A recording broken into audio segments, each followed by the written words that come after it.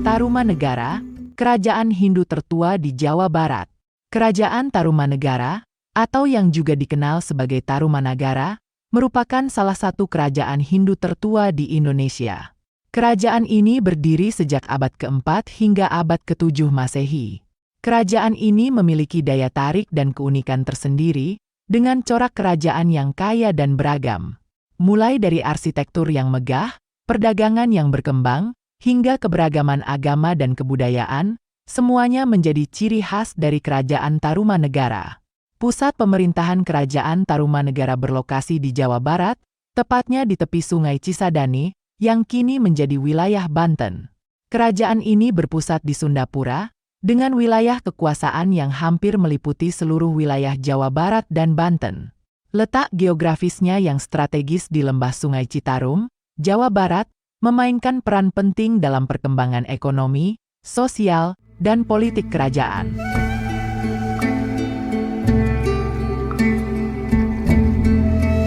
Arti dan asal-usul nama. Kerajaan Tarumanegara adalah sebuah kerajaan yang namanya mengandung makna mendalam dan sejarah yang kaya. Nama ini bukanlah sekedar label, melainkan cerminan dari identitas dan warisan budaya yang kuat. Nama, Tarumanegara, terdiri dari dua kata, yaitu Taruma dan negara. Kata Taruma berasal dari Tarum, yang merujuk pada Sungai Citarum, sungai penting yang mengalir di Jawa Barat. Sungai ini memiliki peran penting dalam kehidupan masyarakat setempat, baik dari segi ekonomi, sosial, maupun spiritual. Oleh karena itu, sungai ini dianggap sebagai simbol kehidupan dan kemakmuran. Sementara itu, kata negara dalam konteks ini berarti kerajaan atau negara. Dengan demikian, Tarumanegara dapat diartikan sebagai kerajaan Sungai Citarum. Ini mencerminkan hubungan erat antara kerajaan ini dengan alam sekitarnya, khususnya Sungai Citarum. Dengan demikian, nama Tarumanegara bukan hanya sekedar nama, melainkan sebuah penghormatan terhadap alam dan warisan budaya yang telah ada sejak lama. Ini juga mencerminkan bagaimana masyarakat di masa itu hidup selaras dengan alam dan menghargai sumber daya alam sebagai bagian penting dari kehidupan mereka.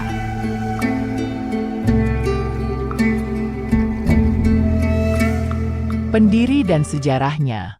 Kerajaan Tarumanegara, sebuah kerajaan yang berdiri teguh di tengah-tengah Kepulauan Nusantara, memiliki sejarah yang panjang dan menarik.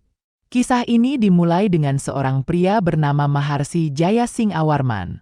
Maharsi Jayasingawarman, pendiri Kerajaan Tarumanegara, adalah seorang tokoh penting dalam sejarah Indonesia. Ia berasal dari India, sebuah negara dengan budaya dan peradaban yang kaya. Namun, kehidupannya di India terganggu oleh kekacauan dan penjajahan oleh pasukan Maharaja Samudragupta dari Kerajaan Magadha. Kekacauan ini mendorong Jayasingawarman untuk mencari tempat baru untuk membangun kehidupan yang lebih baik. Perjalanan Jayasingawarman membawanya ke Nusantara, sebuah kepulauan yang indah dan subur. Di sini, ia mendirikan Kerajaan Tarumanegara, sebuah kerajaan yang kemudian menjadi salah satu kerajaan Hindu tertua di Indonesia. Pendirian Kerajaan Tarumanegara bukanlah tugas yang mudah.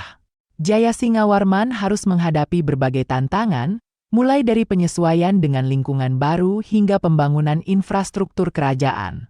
Namun, dengan kebijaksanaan dan keteguhan hatinya, ia berhasil mengatasi tantangan tersebut dan membangun kerajaan yang kuat dan makmur.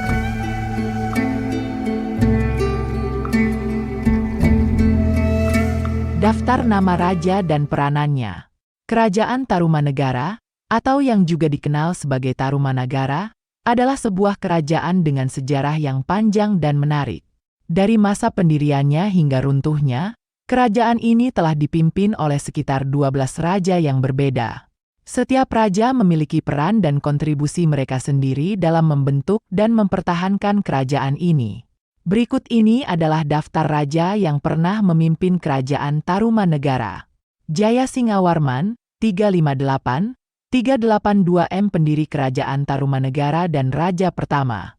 Dharmayawarman, 382, 395 Raja kedua yang melanjutkan pembangunan kerajaan. Purnawarman, 395, 434 Raja ketiga yang membawa Kerajaan Tarumanegara ke puncak kejayaannya. Linggawarman, 666, 669 Raja terakhir Kerajaan Tarumanegara. Puncak masa jaya Kerajaan Tarumanegara terjadi pada era pemerintahan Raja Purnawarman. Di bawah kepemimpinannya, rakyat dipimpin secara bijaksana dan Tarumanegara berhasil menguasai 48 kerajaan daerah. Pada tahun 397 Purnawarman membangun ibu kota kerajaan yang letaknya lebih dekat ke pantai. Kota itu diberi nama Sundapura, cikal bakal kata Sunda, sekarang. Selama berkuasa, Purnawarman dikenal banyak membuat prasasti yang berisi perjuangan dan pencapaiannya. Setiap raja memiliki peran penting dalam sejarah Kerajaan Tarumanegara. Mereka memimpin rakyatnya melalui berbagai tantangan dan perubahan, dan berkontribusi pada pembentukan dan perkembangan kerajaan ini. Mereka adalah bagian integral dari sejarah dan warisan Kerajaan Tarumanegara.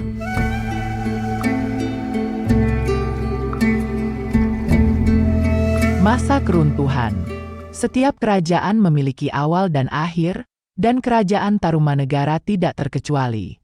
Masa keruntuhan kerajaan ini dimulai pada abad ke-7 Masehi, menandai akhir dari era keemasan kerajaan ini. Penyebab runtuhnya Kerajaan Tarumanegara adalah kurangnya pengawasan dan perlindungan dari Raja Sudawarman terhadap masalah-masalah di kerajaan. Raja Sudawarman, yang dikenal sebagai pemimpin yang bijaksana dan adil, tampaknya tidak mampu mengatasi tantangan yang dihadapi kerajaannya. Kurangnya pengawasan ini mungkin disebabkan oleh berbagai faktor, termasuk konflik internal, tekanan eksternal, atau bahkan perubahan lingkungan. Selain itu, tidak adanya putra dari raja terakhir Tarumanegara, yaitu Linggawarman, juga menjadi faktor penting dalam runtuhnya kerajaan. Tanpa pewaris yang jelas, kerajaan ini mungkin mengalami kekacauan dan konflik suksesi, yang pada akhirnya melemahkan struktur kerajaan dan menyebabkan keruntuhan. Masa keruntuhan Kerajaan Tarumanegara adalah periode yang penuh dengan pergolakan dan perubahan. Namun, meskipun kerajaan ini runtuh, warisan dan pengaruhnya tetap hidup dalam sejarah dan budaya Indonesia. Kisah Kerajaan Tarumanegara adalah bukti bahwa meskipun sebuah kerajaan bisa runtuh, namun warisan dan jejak sejarahnya akan tetap abadi.